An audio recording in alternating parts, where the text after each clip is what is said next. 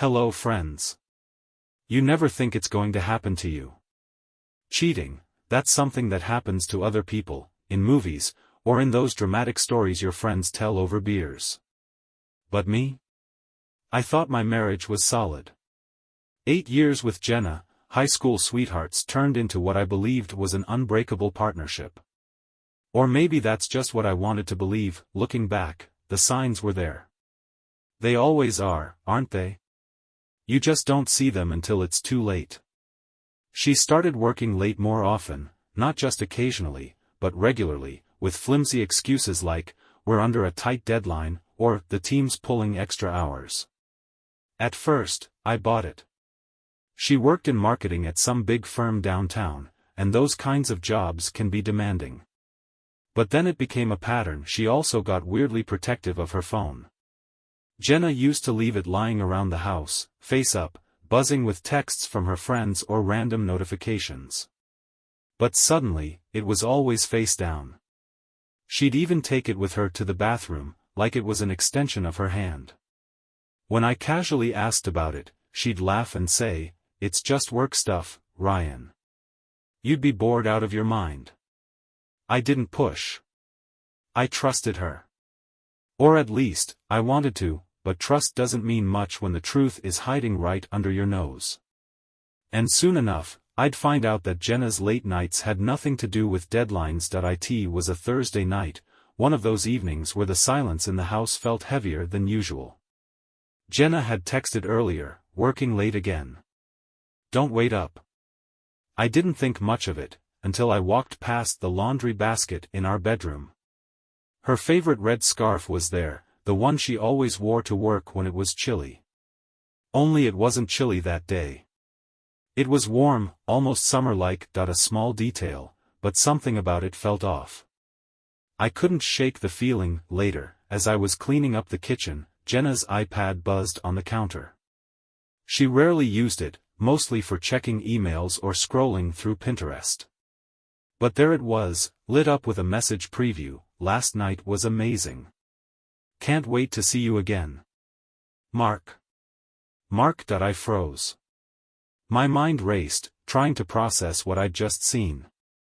I picked up the iPad, unlocked it. She never bothered to change the passcode. It was still our anniversary, and there it was. A thread of messages between Jenna and Mark Thompson, her coworker. I recognized his name from the few times she'd mentioned him, just in passing, always casual, but these texts weren't casual. I miss you already. You're all I can think about. Last night was even better than the first time. My stomach twisted. I kept scrolling, reading every message like I was trying to find some explanation that made sense. But there was no misunderstanding. No way to spin it. Photos. Flirty messages. Plans to meet at hotels. It wasn't just a fling. It was something more, something ongoing. I sat down, the iPad still in my hands, feeling like the floor had dropped out from under me. The woman I thought I knew, my wife, was a stranger, and I had no idea what to do next. I must have stared at that screen for an hour, rereading the messages until the words blurred together. My chest felt tight, like I couldn't catch my breath. Part of me wanted to throw the iPad against the wall, but I didn't. I needed it. It was proof that I wasn't crazy, that something was wrong. Jenna got home around 11 p.m. I heard her car pull into the driveway, her footsteps on the porch, the keys jingling as she unlocked the door. I was sitting at the kitchen table, the iPad in front of me, my heart pounding like a drum in my chest. Duke, our Labrador, lay at my feet, oblivious to the storm about to hit. She walked in, her face lighting up with that fake, casual smile she'd perfected. "Hey, babe. Sorry I'm late. We had a last-minute meeting," I cut her off. "With Mark?" Her smile faltered. Just for a second. But I saw it, the flicker of panic in her eyes before she forced it back into that neutral, practiced expression. "What are you talking about?" I slid the iPad across the table. "You tell me." She glanced down, saw the messages, and her face went pale. But instead of breaking down or apologizing, she crossed her arms, her jaw tightening. I can't believe you went through my messages. That's a total invasion of privacy, Ryan. I blinked. Privacy? Are you serious right now? You've been sneaking around with Mark, and you're mad at me for finding out? She rolled her eyes like I was the problem. It's not what you think. Oh, really?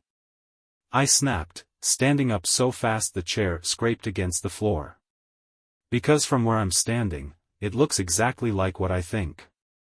She sighed, like she was tired of me being dramatic. Look, it just happened, okay? It's not like I planned it.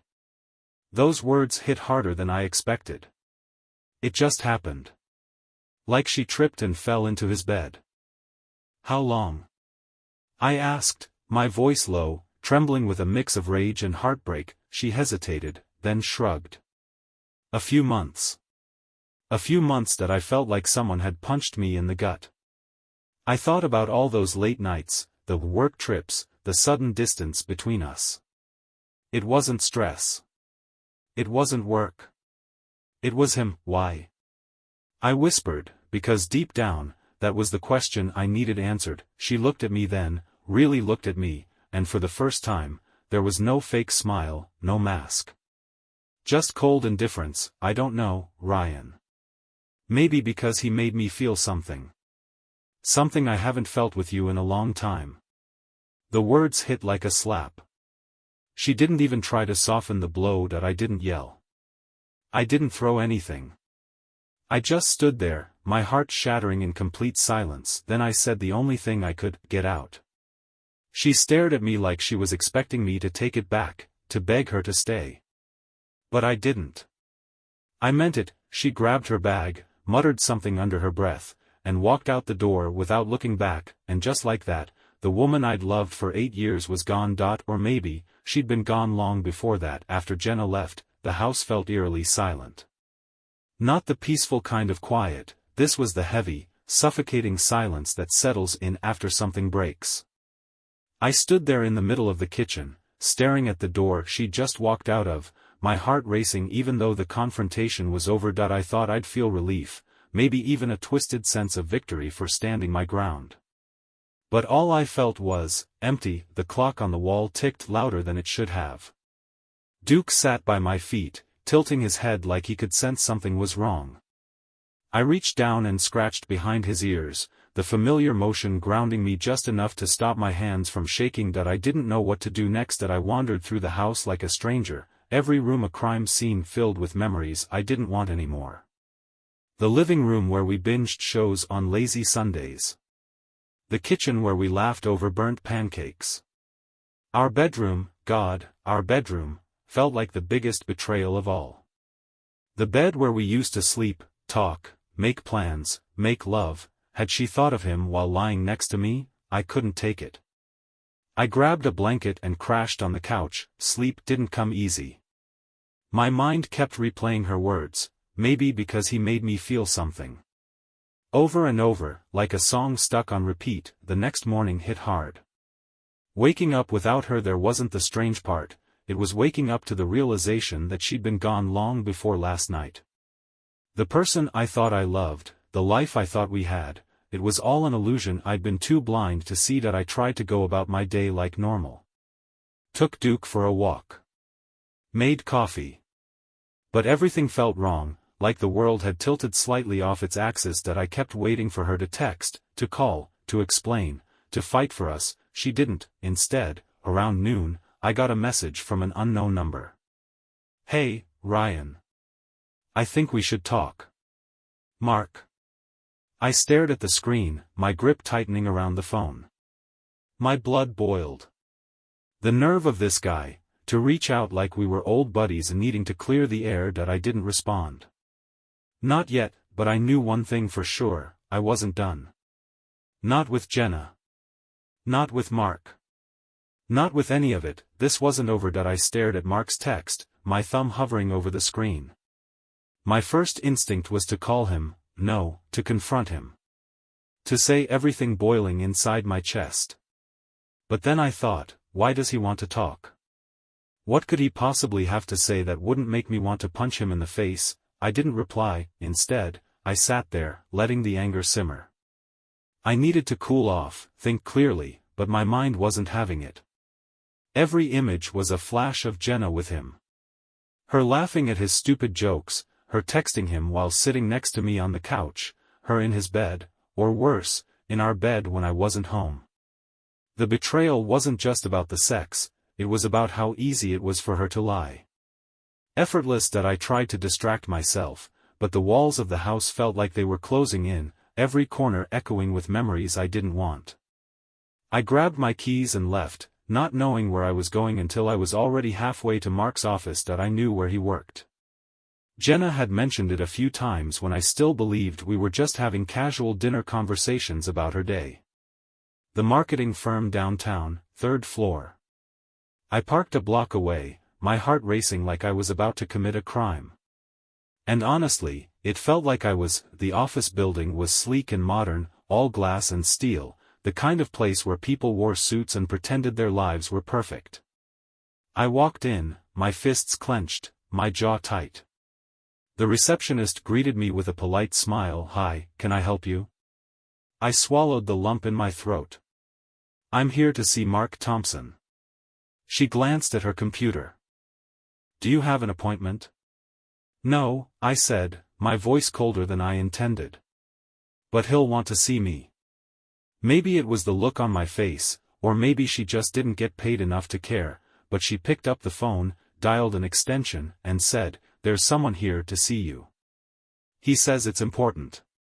A minute later, Mark appeared, tall, smug-looking, with that business-casual vibe, rolled-up sleeves, expensive watch. He smiled at first, like we were about to have a friendly chat.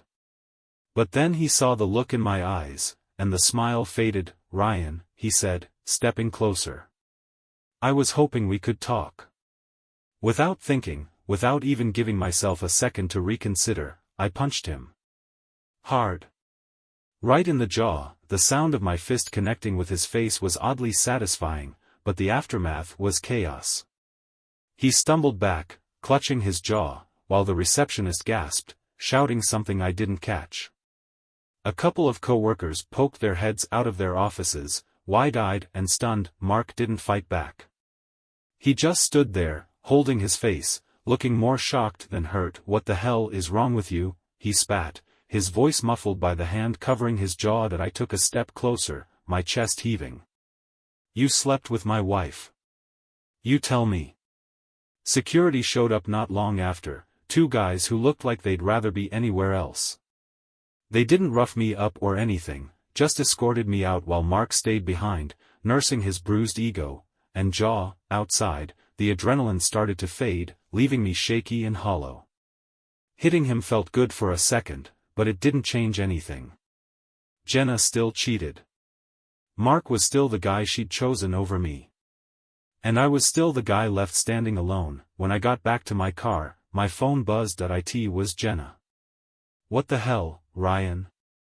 You just punched Mark? Are you insane?" I stared at the message, my chest burning with a new kind of rage. Not, "I'm sorry," not, "Can we talk," not even, "I regret what I did." Just concern for him that I didn't respond. That I just started the car and drove, not knowing where I was going, only that I needed to get as far away from that part of my life as possible. But the thing about betrayal is, you can't outrun it. It's always right there, sitting in the passenger seat, whispering in your ear, and it doesn't let go easily. After I left Mark's office, I just drove. No destination, no plan, just the road stretching ahead of me, as if distance could somehow put space between me and everything that had happened. But betrayal isn't something you can leave behind. It sits with you, rides shotgun, digs into your chest like it belongs there. That I must have driven for hours. The city faded into empty roads, gas stations, and stretches of highway that looked the same no matter how far I went. I kept replaying the punch over and over in my head, not because I regretted it, but because it was the only thing that felt real. That one moment of connection between my fist and his smug face was the first time I felt like I had control over anything. Eventually, I pulled into an empty parking lot behind a closed diner. The neon sign flickered weakly, casting a sickly red glow across the cracked pavement. I turned off the car, but I didn't get out.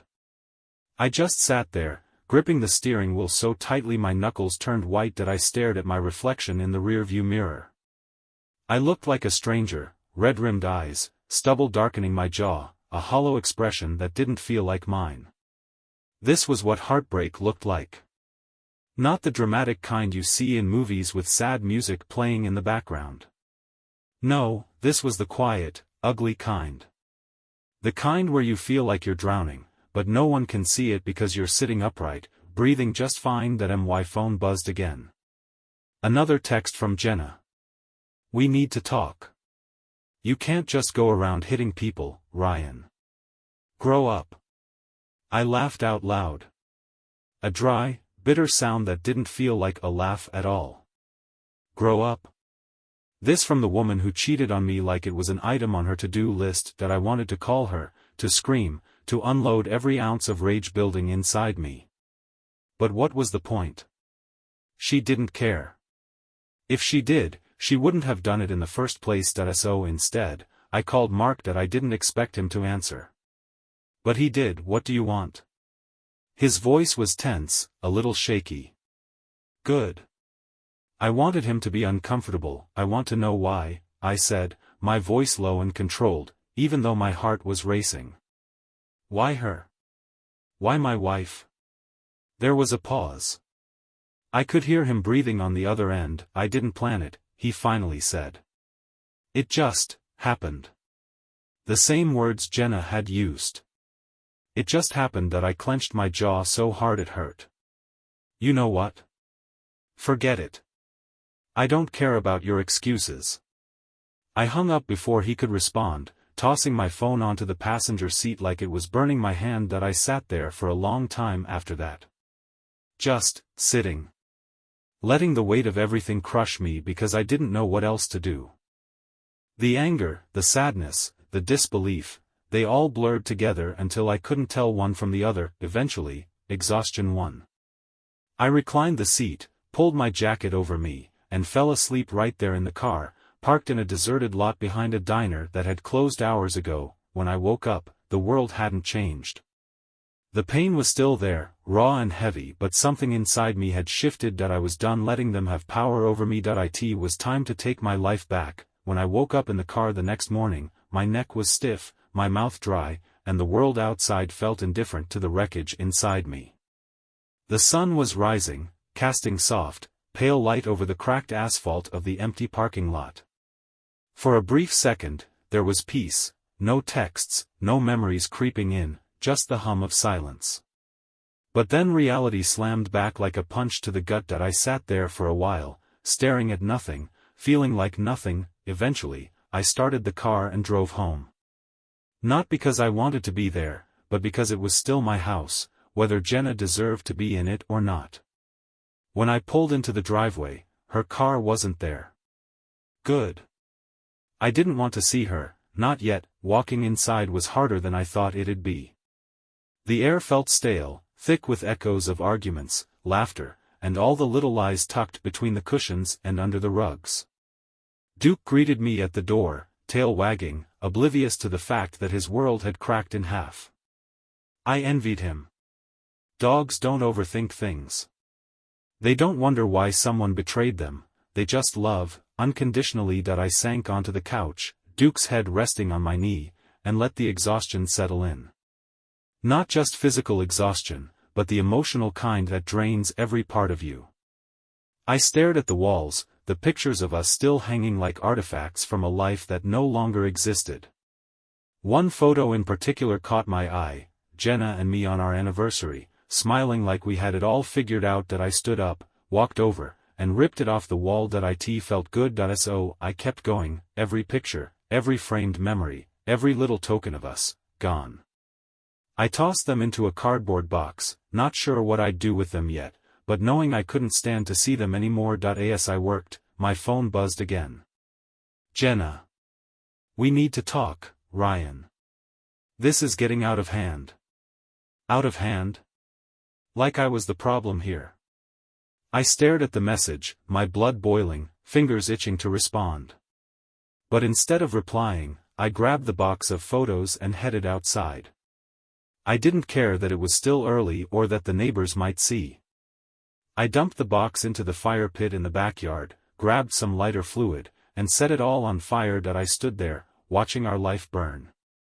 Photos curling at the edges, our smiles melting into ash. And for the first time since I found out about her affair, I felt something close to relief. Not because it fixed anything, but because it was mine to destroy. Later that afternoon, Jenna showed up.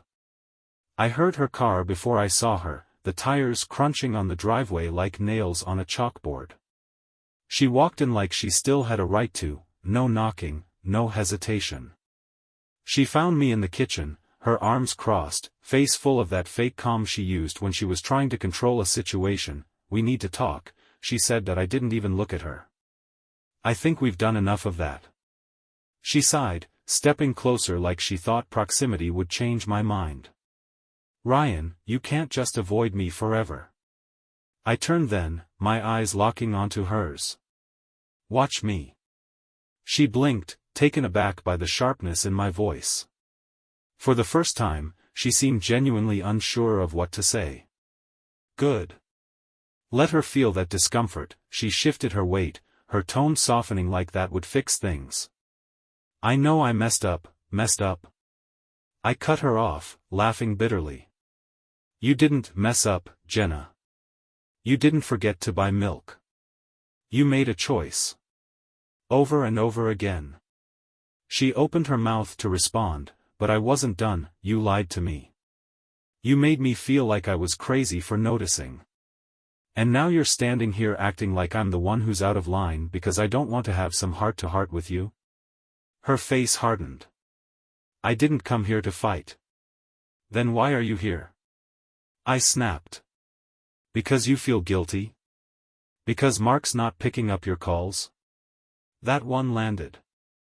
I saw it in the way her jaw tightened, her eyes flashing with something, anger, maybe. Or regret. "I didn't care which. I came here because I wanted to fix things," she said finally, her voice quieter, like she thought lowering it would make it sound more sincere. That I shook my head. "You don't fix a shattered glass, Jenna. You sweep it up and throw it away." She didn't say anything after that. Just stood there for a moment, then grabbed her purse and left without another word. That I watched her go, waiting for some wave of sadness to hit me. It never came. Instead, there was just a quiet kind of clarity. She was gone. And for the first time, I realized that was a good thing. After Jenna left that day, the house felt emptier than ever.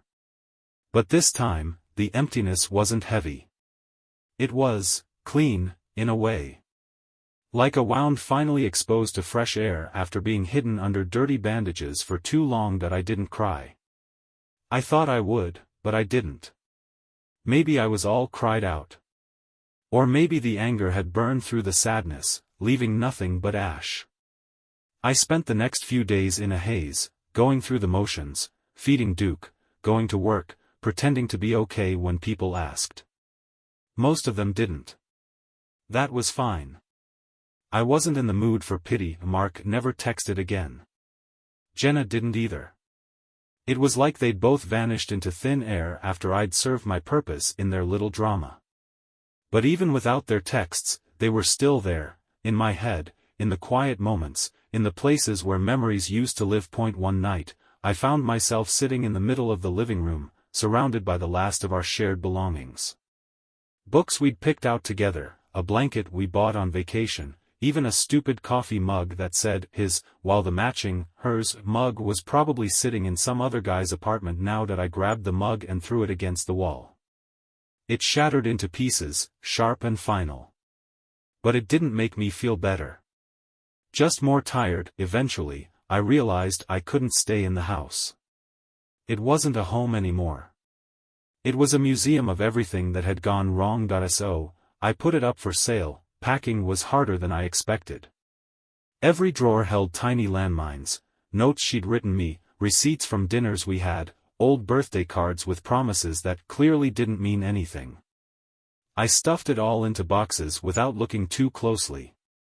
Some I kept, most I threw out that I moved into a small apartment on the other side of town. Nothing fancy, just a clean slate with no ghosts hiding in the walls. Duke adjusted quickly. Dogs are good at that. I envied him for it. The first night in the new place, I sat on the floor with a beer in hand, Duke's head resting on my knee. No TV, no music. Just silence. But this silence wasn't suffocating. It was mine. That I thought about Jenna. About everything that had happened. And for the first time, I didn't feel that sharp stab in my chest. Just a dull ache, like a scar where the wound used to be. I wasn't over it. Not yet, but I was getting there. Moving into the apartment felt like shedding a skin I'd outgrown. It wasn't big, a one-bedroom with plain white walls, squeaky floors, and a view of a parking lot. But it was mine. No echoes of Jenna's laughter, no reminders lurking in the corners. Just space. Space to figure out who I was without her. The first few weeks were weird.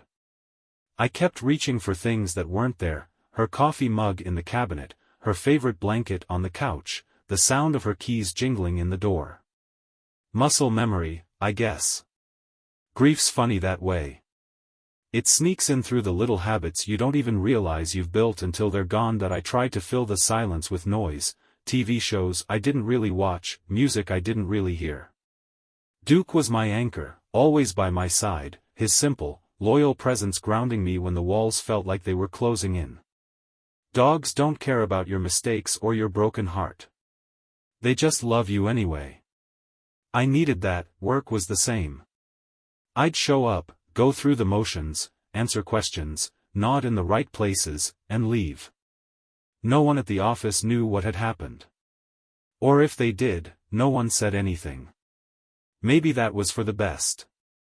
I didn't want to be that guy, the one with the messy divorce story everyone whispered about in the break room. One night, about a month after moving in, I got a text from Jenna. "I hope you're okay." Just that. No apology. No explanation. Just that. I stared at it for a long time, my thumb hovering over the keyboard. I thought about asking her why she even bothered. I thought about unloading all the anger still tucked away inside me. But I didn't. Because I realized I didn't need her answers anymore. I didn't need her. I deleted the message without replying. That small action felt bigger than anything else I'd done.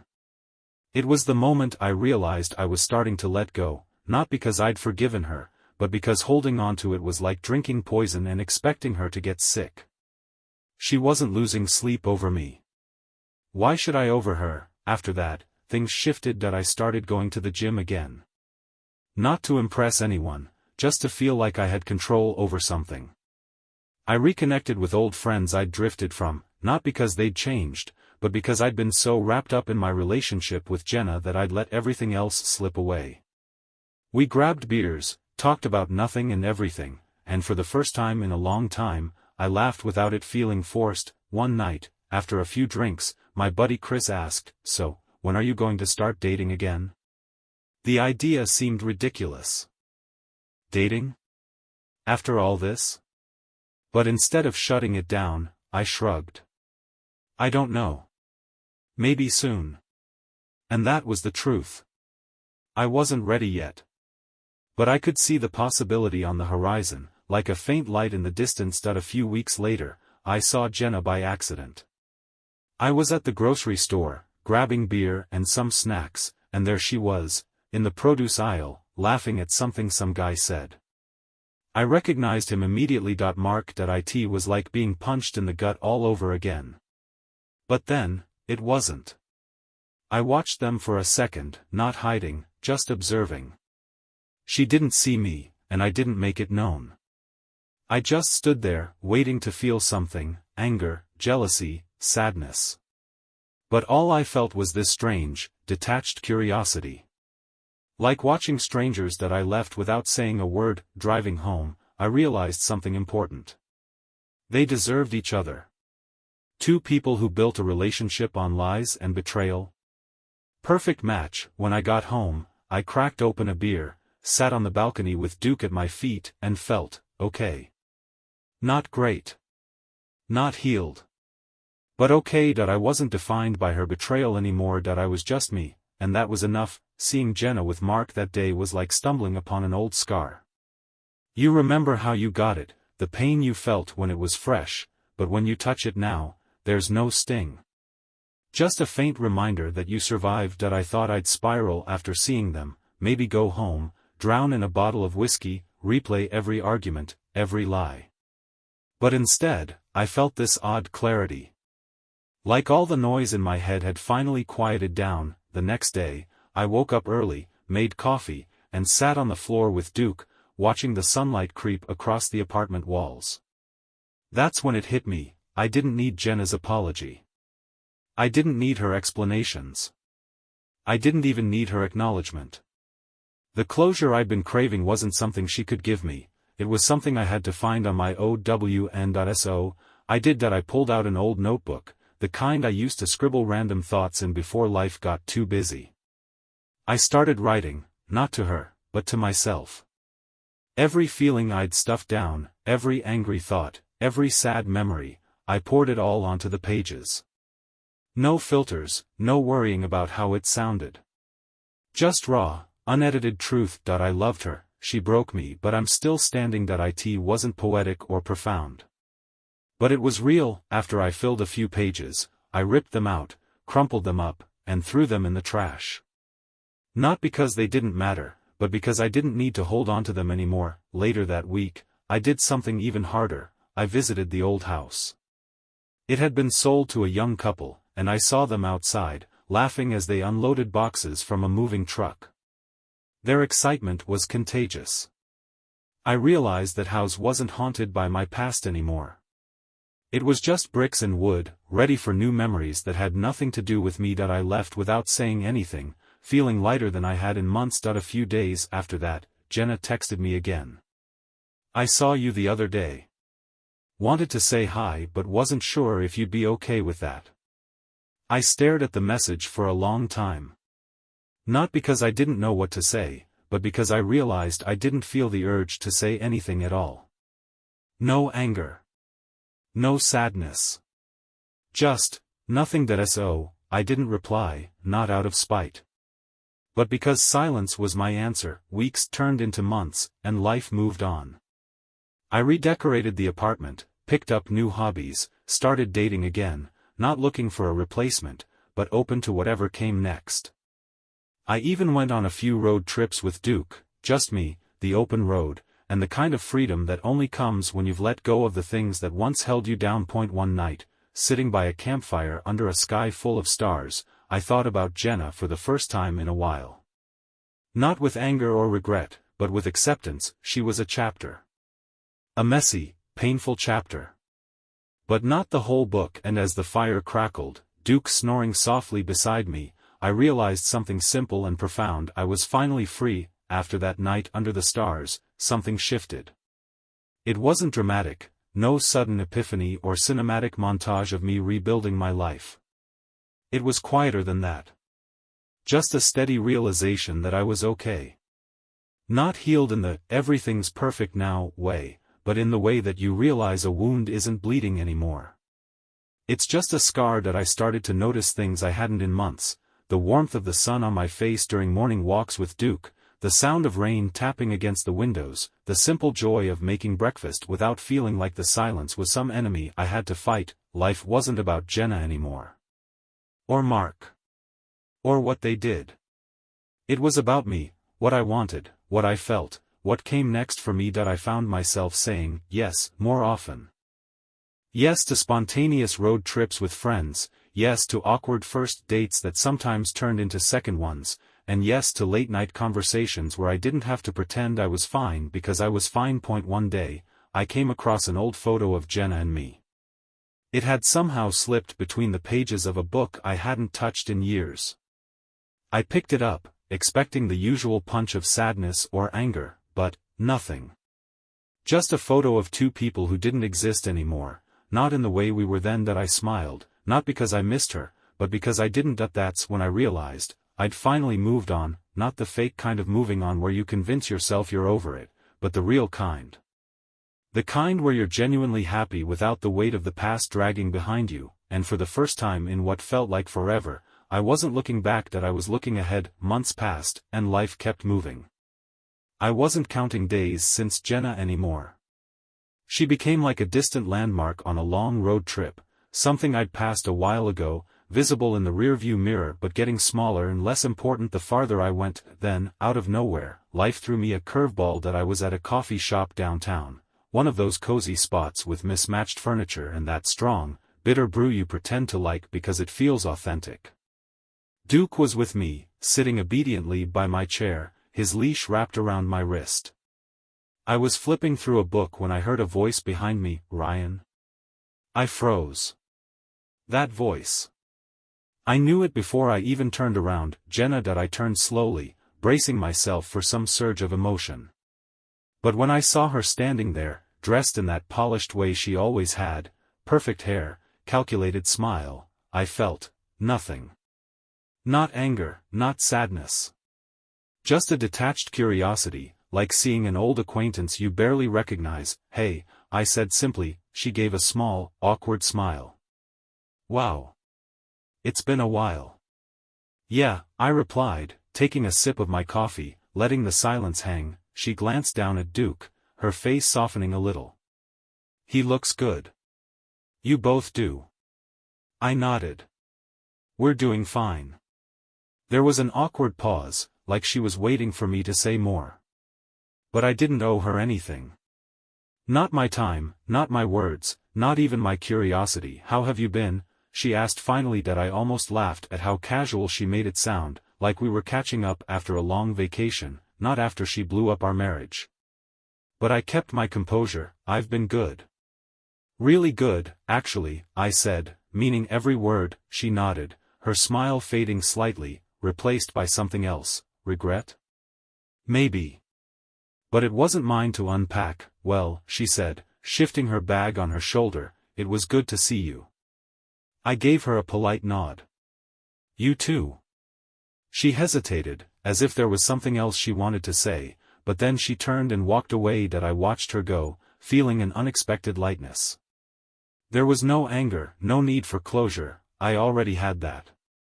This was just an encounter. Nothing more. I finished my coffee, patted Duke on the head, and headed out, the cool breeze hitting my face like a quiet reminder. I'd moved on, completely. After running into Jenna at the coffee shop, I expected there might be some lingering thoughts, maybe even a bit of emotional whiplash. But by the time I got back home, it was as if nothing had happened. The memory of seeing her was like background noise, barely there, not demanding my attention. That was when it hit me. I had truly let go. For so long, I thought healing would be some dramatic moment, a burst of clarity, a big emotional release. But it wasn't like that at all. It was quiet. Simple. The absence of pain where there used to be plenty. Over the next few weeks, I noticed more of those little changes. The way I no longer avoided certain places because they reminded me of her. How I could hear our old song on the radio without it twisting something inside me. I was free, not just from her, but from the version of myself that was tied to our past. One evening, I sat on the balcony with Duke, a beer in my hand, watching the sunset paint the sky in shades of orange and pink. I thought about everything I'd been through, the discovery, the betrayal, the anger, the heartbreak. And then I thought about where I was now, peaceful. Content, not perfect, not without scars.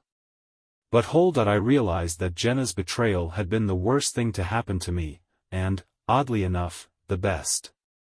It forced me to face parts of myself I'd ignored. It taught me resilience, self-worth, and the fact that love isn't about holding on when it hurts. It's about knowing when to let go. I picked up my phone, not to text her, but to write down a note to myself. Some people are lessons, not losses.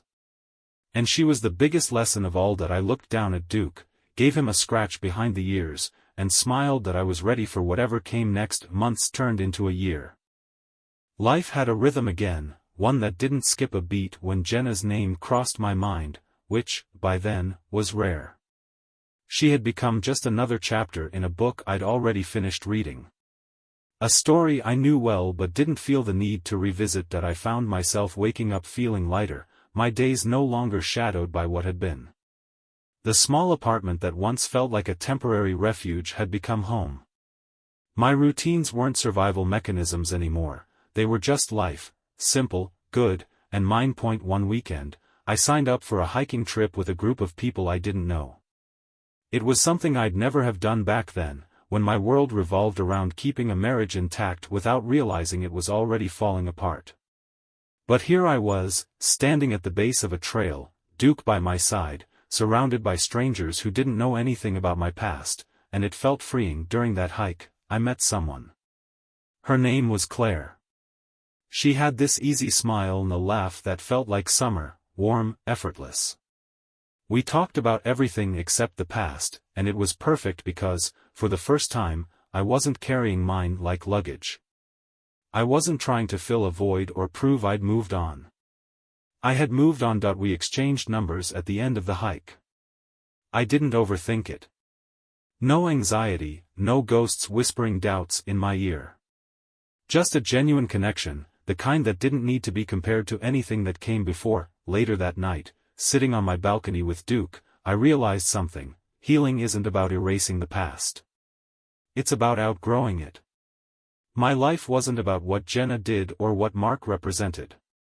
It was about the choices I made after, the decision to stand back up, to keep going, to open new doors without fearing what was behind the old ones. So, here's what I learned, the final takeaway from a story that once felt like it defined me: you can't control who hurts you, but you can control who you become after. And I became someone better, not in spite of the heartbreak, but because of it. The end of that chapter wasn't the end of my story. It was just the beginning of a new one.